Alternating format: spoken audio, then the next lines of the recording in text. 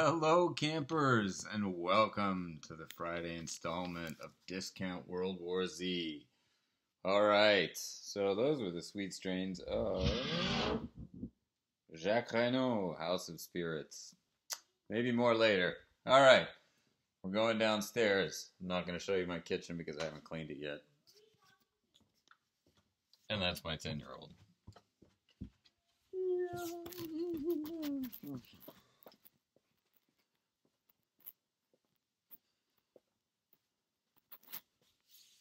And here we are.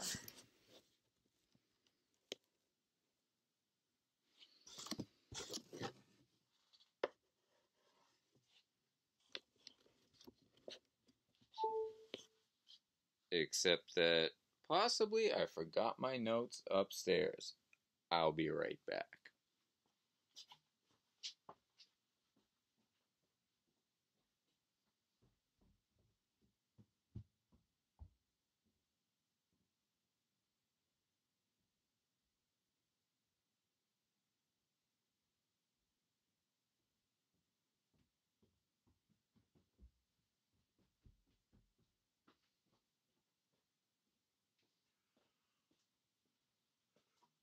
Alright, I did forget them upstairs, but I got them now, and I would like to claim that I cleverly left this on the board, because I promised at the end of the last lesson that we would start this next lesson, again with the definition of a cluster point. That would be a lie. I just forgot to erase the board, but it is convenient. By the way, I guess you're still allowed to go out for a walk and or run, so I try to go out early in the morning for a run before the zombies are out. And it's entirely possible that this lockdown will result in the animals taking over again. I saw no fewer than 3 packs of wild rabbits, and they seem to be losing their fear of humans. So, mind the bunnies. Okay, so if you'll recall, we were trying to figure out how to make sense of the concept of the limit of a function as x approaches a certain point. So here we're making the definition of what is called a cluster point. And a cluster point is related to a subset A of the real numbers. Okay? You should think of A. A will ultimately be the domain of our function. Okay? And so the definition says that C is a cluster point of A if for any epsilon greater than 0, there is some element x in A which is not equal to the cluster point, but is very, very close to the cluster point in the sense that its distance to the cluster point is strictly less than epsilon. Okay? So rather than belabor this further, I'm just going to go straight to some examples that will hopefully make this concept clear.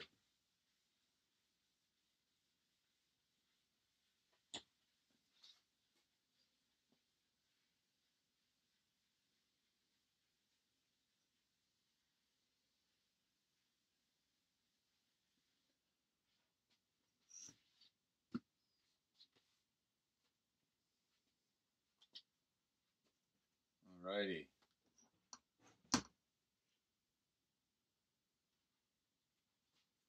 Oh, and hey, here's some grown-up advice.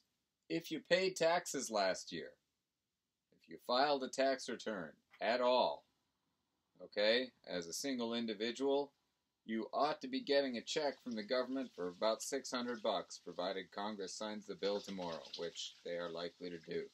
So look into it, especially if you filed online. Alrighty, here's our first example.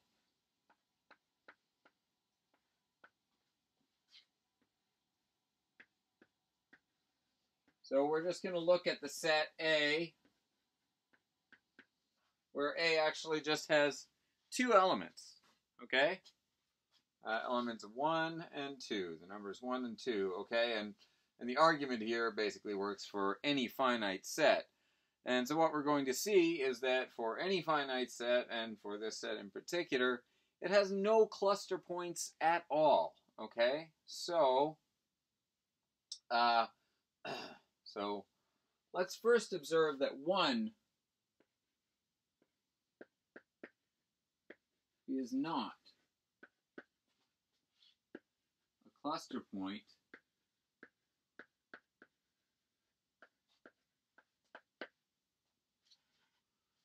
since, why is that? Well, the idea is that I should be able to get very, very close to the number 1 using points from the set A, okay, that are not equal to 1. There is only one other point in the set A that is not equal to 1, and that's 2. It's at some distance away from 1, okay? So 1 is not a cluster point because, let's say if epsilon is equal to 1/2, there is no element x in A such that x is not equal to 1 and the distance from x to 1 is less than 1/2. Right? Because as soon as you insist that the point is both in A and not equal to 1, then you've only got one choice.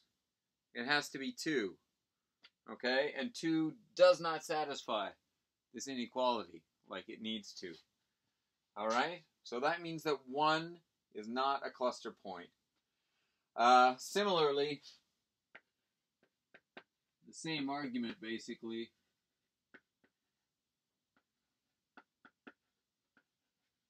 is not a cluster point. Okay? So, what we've shown so far is that for this finite set, consisting just of the elements 1 and 2, the numbers 1 and 2, neither 1 nor 2 is a cluster point of A. That doesn't mean all by itself that A doesn't have cluster points, okay? Because, as we shall see with other examples, it's entirely possible that you have a set A which has a cluster point that does not belong to A. However, in the case of this set here, you're still going to be out of luck for any other point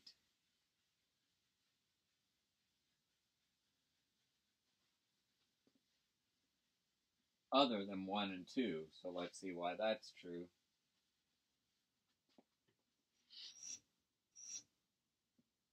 Okay, so if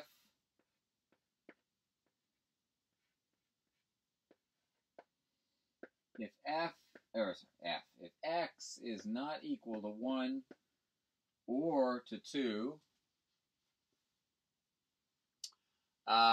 then let's set epsilon to be equal to the smaller of two quantities. One will be the distance from x to 1. The other will be the distance from x to 2. And this will necessarily be greater than 0, because both of these quantities here are going to be non-zero, because x is not equal to 1 or to 2. Okay? Then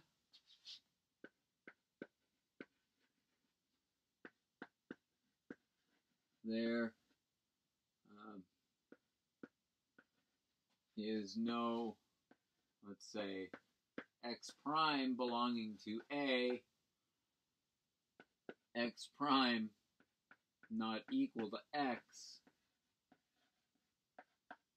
such that the distance from x to x prime is less than epsilon. Okay? Right? Because if x prime belongs to A, that means that x prime has to be either 1 or 2. And no matter whether you put 1 or 2 in for x prime, this inequality is not true, right? Because epsilon is in fact equal to the smaller of those two quantities. Okay? So x is not a cluster point.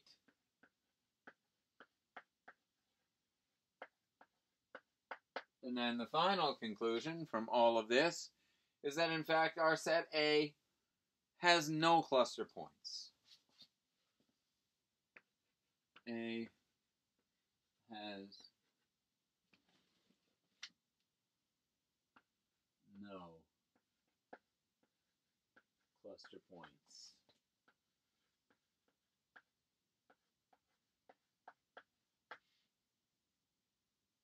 Isn't that right, buddy? Ooh. The robot agrees. No cluster points. All right, there's our first audience member.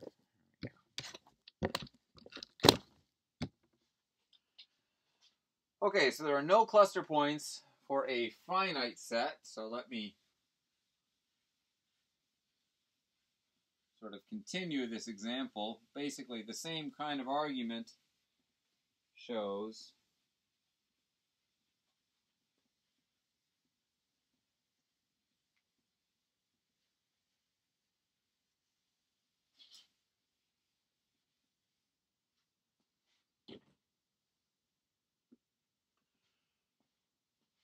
so the same argument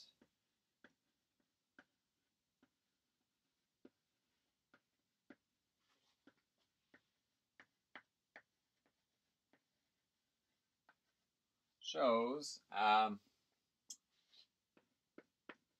that A has no cluster points.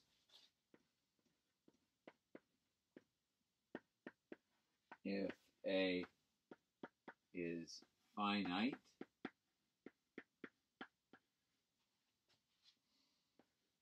or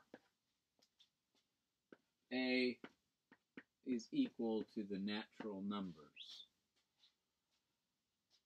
Okay. Oops. Hello. There we go.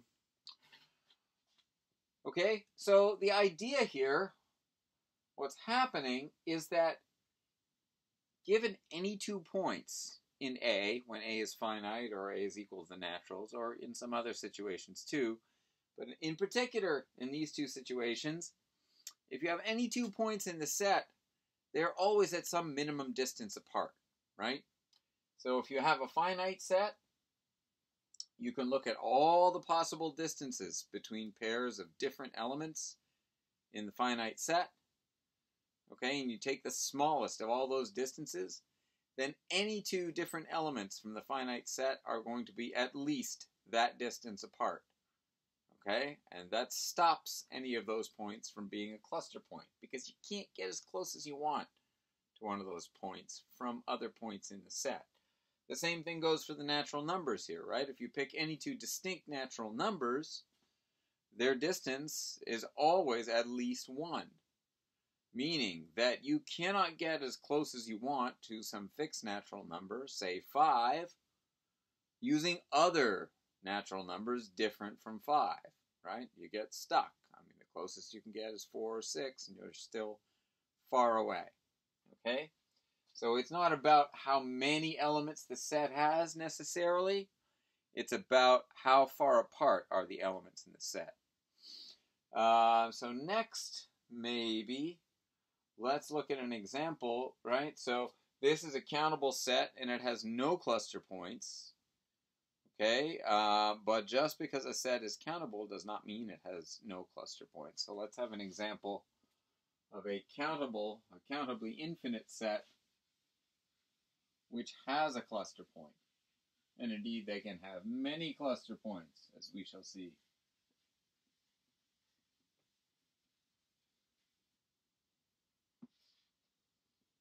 Okay, so next example, let's take A to be equal to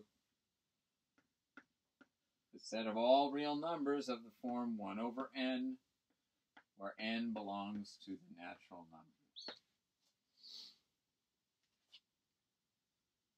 Okay, so for the sake of demonstration, let me do a little sketch here, what that might look like. Here's 1. Right, so there's 1/2, maybe here's 1/3, maybe here's 1/4, 1/5. Okay. And once again, okay, none of the elements in this set A are actually going to be cluster points of the set A. And the reason for that, pictorially if you like, is that these points can be thought of as being isolated in the same way that the points of the finite set or the points in the natural numbers are isolated. That is, if you pick some point in the set and you try to get really, really close to it, using other points from the set, at a certain point you just get stuck. You can't get any closer. Right? So if I looked at 1/2 here, for instance, let's suppose I wanted to get really, really close to 1/2. Let's suppose I wanted to get within some tiny little open interval around 1/2, using other points of the form 1 over n. Well, I just cannot do it if those points furthermore have to be different from 1/2, right? The closest other point of the form 1 over n to 1/2 is 1/3 over here, and that's as close as I can get, right? So I cannot land in this tiny little neighborhood around 1/2 using something of the form 1 over n. And hopefully you can see then that in fact, no matter how far down this list I go, if I draw a small enough open neighborhood around the given number of the form 1 over n, like around 1/3 here, if I draw a small enough open neighborhood around it, that little open neighborhood contains no other points of the form 1 over n. Okay? No other points of the form 1 over n, and therefore is not a cluster point of A. For similar reasons, I'm not going to write down all the details here, but for similar reasons, in fact, none of the points that are strictly bigger than 0 can be cluster points of this set, okay? And it's essentially the same argument, right? So if you are a point that is strictly bigger than 0, then what happens is you're going to wind up between two of these. If you're not an element of this set A, you're going to wind up between two of these guys. Okay, and then from the picture, hopefully you can see if you wind up between two of them, then you cannot get as close as you want to that point in between, say, a half and a third. You cannot get as close as you want to that point using points of the form 1 over n. So, I guess to summarize there, if x is greater than 0, x is not a cluster point.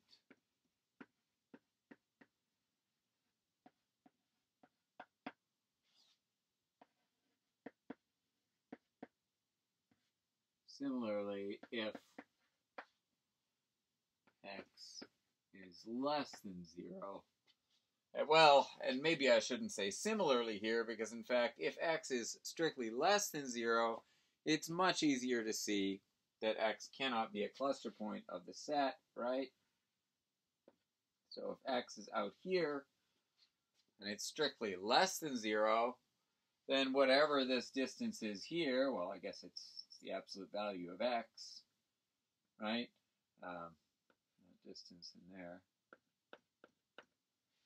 The absolute value of x. If you take that to be your epsilon, then you can see clearly from the picture that there are no elements from the original set A of the form 1 over n, right, which land within epsilon, within absolute value of x, of that point x. There's just no way you can get close to it using points from the set.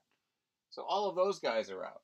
So nothing bigger than 0 works, and nothing smaller than 0 works.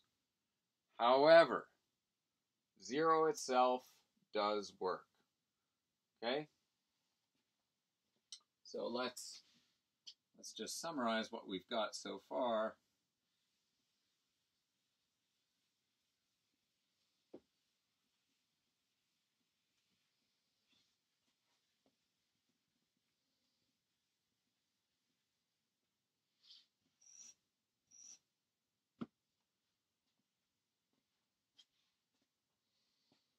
And so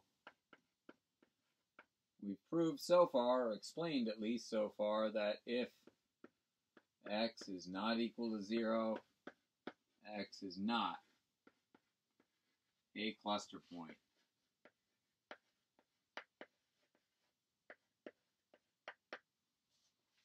Okay? 0, however, is a cluster point in a fairly straightforward way. Okay? So if x is equal to 0 and epsilon greater than 0 is given, what do I want? To prove that 0 is a cluster point, I would like to find a point from the set here whose distance to x equals 0 is less than epsilon. That means I need a point of the form 1 over n, which is less than epsilon, and that's exactly what the Archimedean property gives you. So if x is equal to 0, epsilon is given. Find the natural number n such that 1 over n is less than epsilon by the Archimedean property. Then 1 over n indeed belongs to A. 1 over n is not equal to 0, and the distance between 0 and 1 over n is certainly less than epsilon. And those are the three requirements, right? 0 is a cluster point of this set A. If no matter how small an epsilon I am given, I can find a point in the set not equal to 0, whose distance to 0 is less than epsilon, right? So that's, I guess, at the bottom. So 0 is a cluster point. Cluster point. And yes, that cracking sound is my knees. Oh, wow, there's all kinds of good stuff in here. Look at that. Oh. I think I'm going to show those rabbits who's boss next time. Yes. Great Wolf Lodge ears. Put those on the robot. There we go. Perfect. It's kind of like, I don't know, you guys didn't grow up with Mr. Dress Up or appointment television viewing at all, but yeah.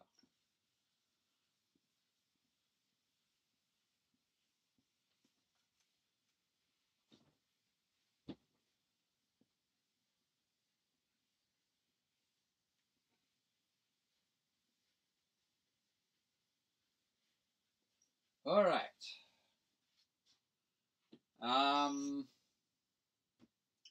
So we've seen an example of a countable set now that had no cluster points, the natural numbers itself. We saw an example of a countable set just now, all the numbers of the form 1 over n, where n is a natural number, and that thing did have a cluster point. In fact, it had a single cluster point at 0. Now I'm going to demonstrate that you can have a countable set that has a huge number of cluster points. Okay, so our next example is going to exploit this so-called density theorem that we proved in class about there always being a rational number between any two reals, and indeed also there being an irrational number between any two reals. Right, so we're going to take the case of A is equal to Q.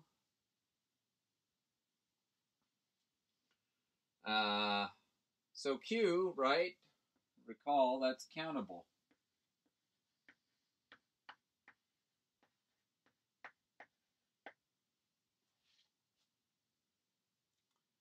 Okay, so there's a countable set.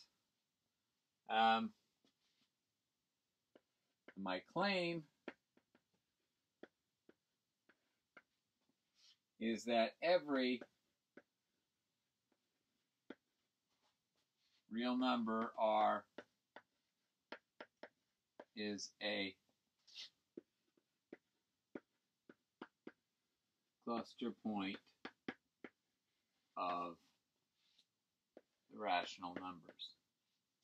So that's quite a lot of cluster points. That's all of the possibilities, okay?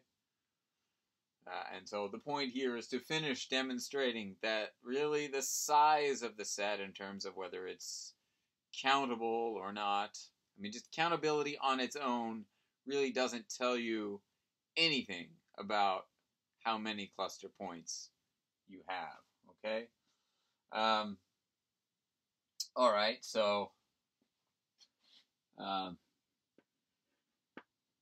let R belong to the reals and epsilon greater than 0 given, then all you have to do is use the fact that density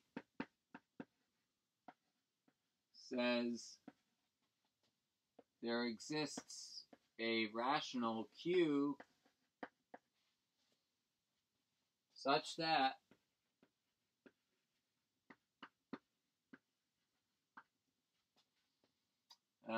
R is less than Q is less than R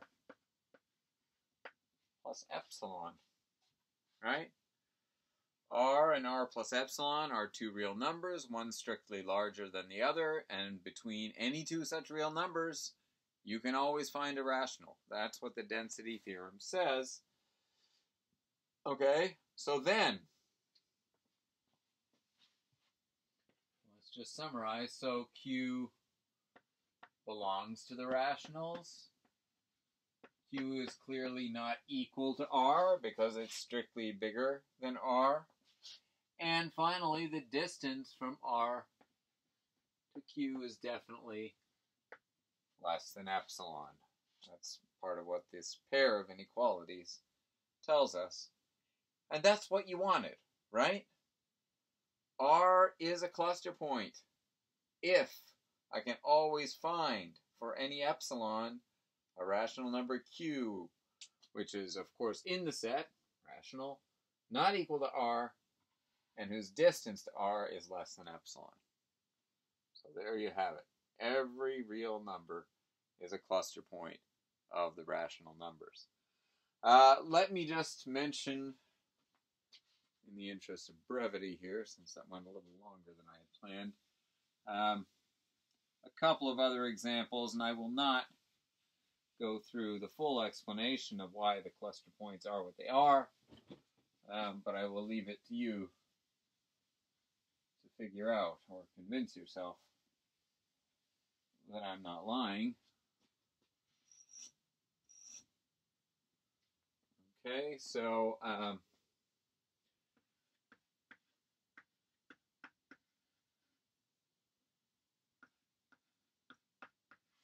cluster points of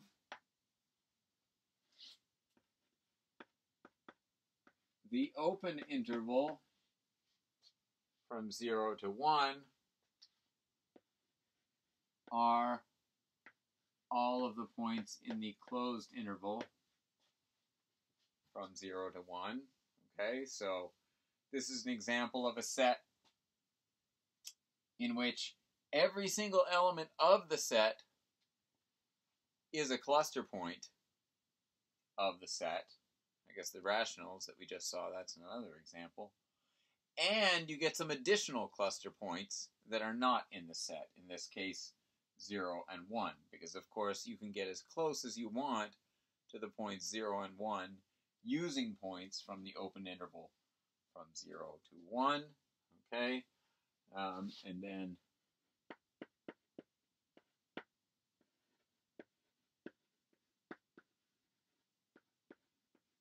cluster points of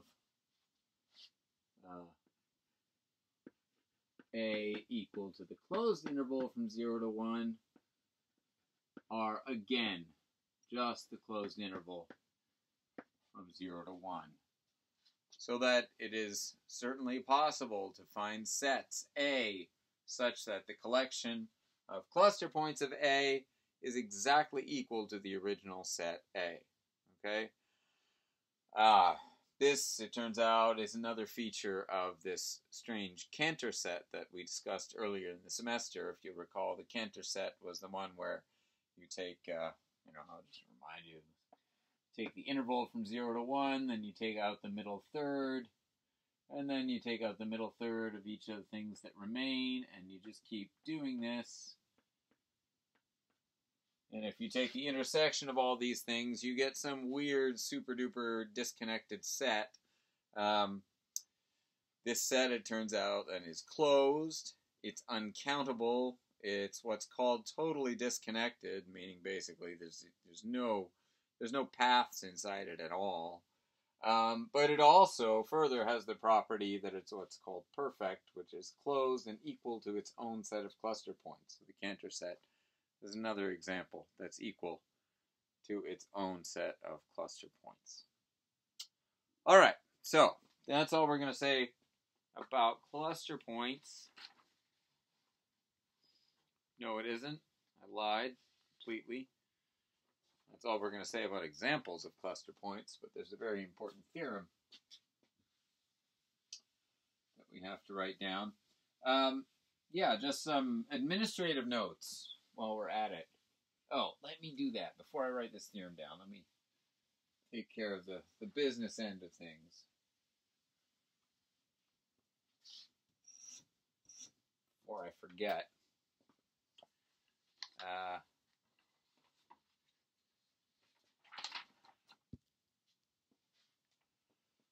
All right, so everything hopefully is working properly with GradeScope for you, okay? So I had an email exchange with this guy, Henry Fuchsman, who is the sort of Purdue University super-duper GradeScope chieftain, and he got everybody enrolled, Okay? And what he told me is that due to some strange system glitch, 2 copies, 2 different classes for the 1230 section of this course got created in Gradescope. Okay? So for 1130 in Gradescope, it's something like spring 2020, whoops, blah, blah, blah, and ends with 065. And then for 1230, there's this spring 2020-066 class.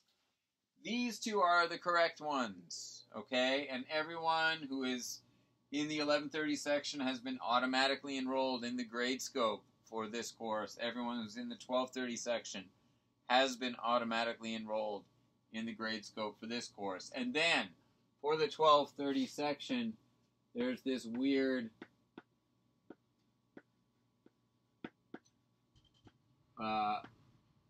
other version of the course that looks like this. This is supposed to disappear sometime today. Don't bother with it. Don't look at it. Don't. It's fine if you enrolled in it. It will disappear, okay? All of the assignment stuff is going to appear in these 2 sections, depending on whether you're in 1130 or 1230, okay? So everyone's enrolled. Please make sure, well, I guess it's a little late now, but, you know, please make sure that you're getting the assignments. Now, I have the first official post-spring break assignment to give you here.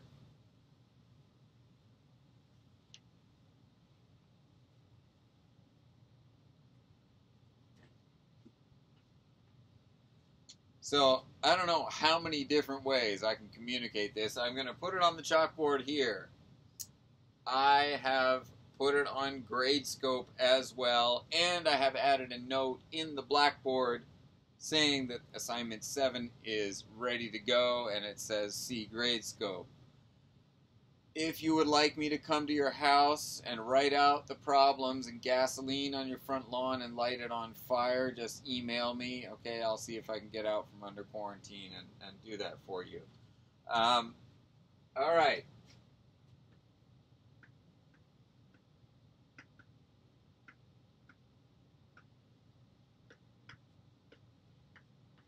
Assignment 7. So this will be due Friday, April 3. I believe I said 11 p.m. on Gradescope. So via Gradescope.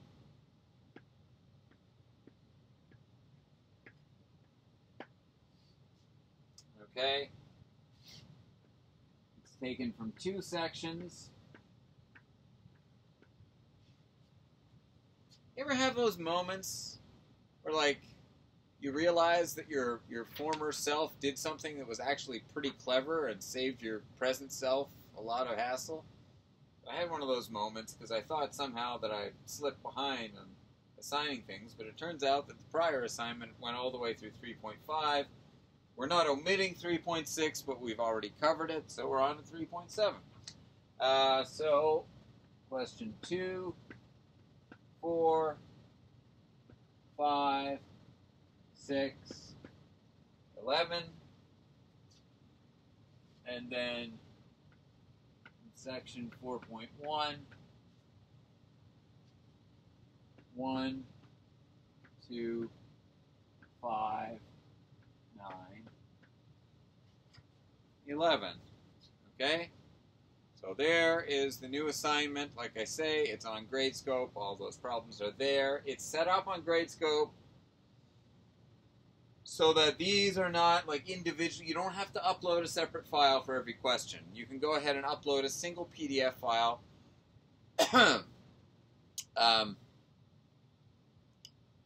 for all 10 questions at once, and the assignment will be graded out of 25 points. However, you know who you are. If your handwriting sucks, either make it not suck when you submit this assignment, or type it somehow, because I cannot be responsible for trying to grade or having the TA trying to grade totally illegible things. If at any point people have tangentially suggested it's difficult to read your handwriting, they're just being polite. It's awful. Okay. Enough. Rent over. Okay. So that's the assignment. Good. Taken care of. So we can close out this lecture. Think with a characterization of cluster points in terms of sequences. Let me just all this organize.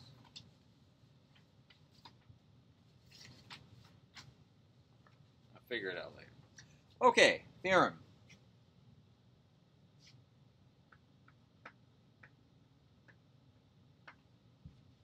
So C is a cluster point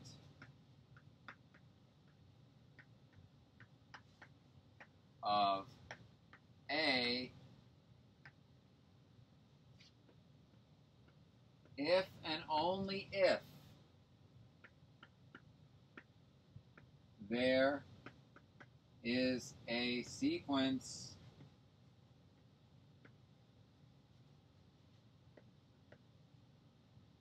xn such that three things are true. 1, xn belongs to A. 2, each xn is not equal to C. And 3, the sequence xn converges to C. Okay?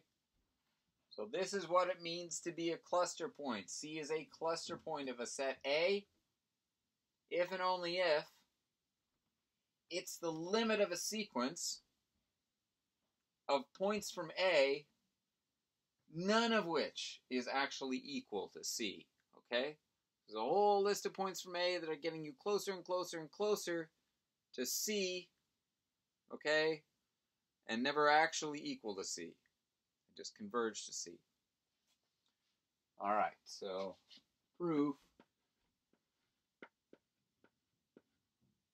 Forward direction. If C is a cluster point,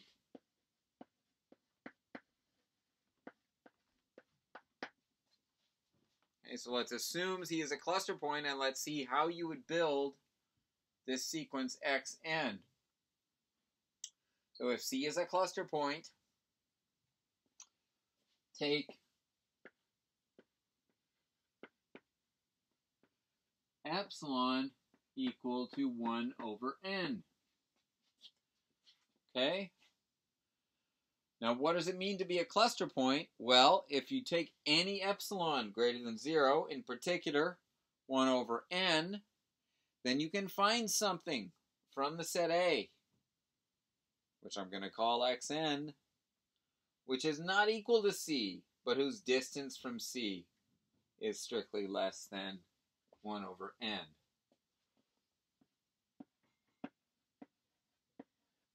And find xn in A such that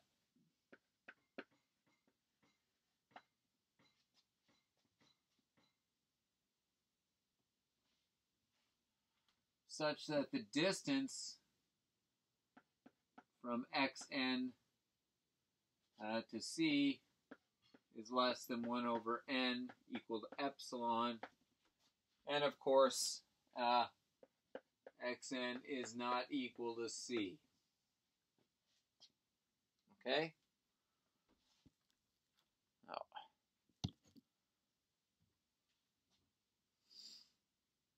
All right, so that's just the definition of a cluster point.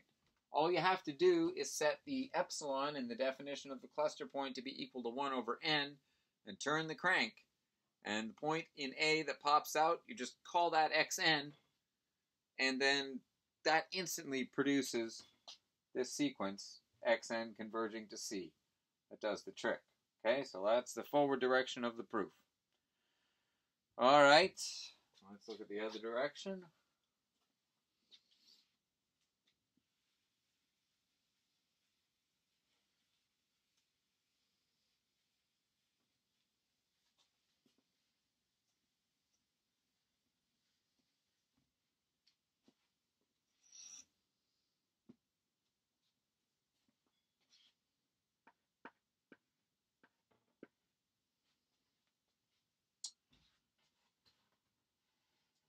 All right, so in the other direction, we want to know that if you have a sequence like this, right, then C has to be a cluster point, okay? So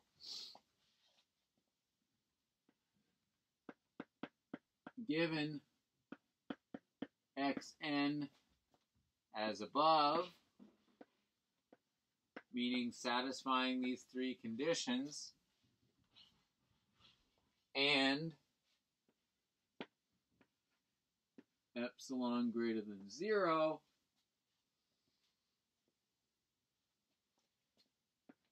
all you have to do is go out far enough in your sequence xn such that the distance from xn to c is strictly less than epsilon, and that's always possible, right? So find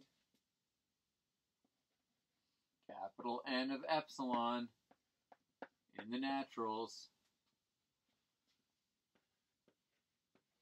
such that the distance from x sub capital N of epsilon to c is less than epsilon. Okay? You can always do this because xn converges to c. You also know for free automatically that this x sub capital N of epsilon does belong to A, thanks to property 1. And you also know that that x sub capital N of epsilon is not equal to C, thanks to property 2. Okay? Which means that this point, x sub capital N of epsilon, satisfies all the conditions required in the definition of a cluster point. Epsilon here was arbitrary. You could start with any epsilon and do this. Therefore, C is a cluster point. Okay? So that gives you the other direction of the theorem. And I think, frankly, that's a pretty good stopping point for us. In the next lecture, we will start with the definition of the limit of a function on a given domain toward a given cluster point. Okay, and if you look online on Blackboard, you will find notes that are posted. Technically, they have today's date. And apparently my kids are using power tools in the kitchen. Oh boy. All right. So, hoping no disasters befall them. So the notes that are online are dated for today, but they do contain material that we will be covering in Monday's lecture. Okay, so I'm trying to keep the notes a little bit ahead of where we are with the videotaped lectures. All right, so have a good weekend. Stay safe. Wash your hands. All right. Bye.